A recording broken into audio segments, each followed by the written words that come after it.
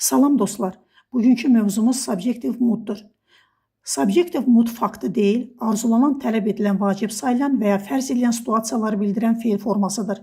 Test tapşırıqlarında harda bu feilləri gördünüzsə, bilin ki, orada subjective mood bəhs edilir.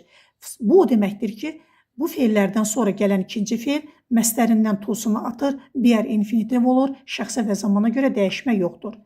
İnkar forması does, did-lə deyil, sadəcə not verblə düzəlir. Nümunələrə baxırsınız. To be-də də to atılır, be bütün şəxslərdə eyni olaraq qalır. Nümunəni görürsünüz. Test tapşırığına fikir verək. The proposal demands that every member boşluq present at the meeting. Boşluğa BR infinitiv be-ni yazacağıq. Baxmayaraq ki, member üçüncü şəxsin təkidir. Amerikan ingilisində bu qayda öz əksini saxlayır. Lakin British English-də isə test tapşırıqlarında should BR infinitiv də görə bilərsiniz. Subjective would, bir daha qeyd edirəm ki, fakt deyil, sadəcə tələb, arzu bildirir. Sınaq imtahanda 4-cü məqam. Zaman uyğunluğu yox. Be, passivdə be verb 3 formasında, inkar forması not verblə düzəlir.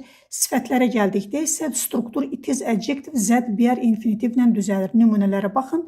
Nə sualınız olsa yönəldin. Diqqətinizə görə sağ olun.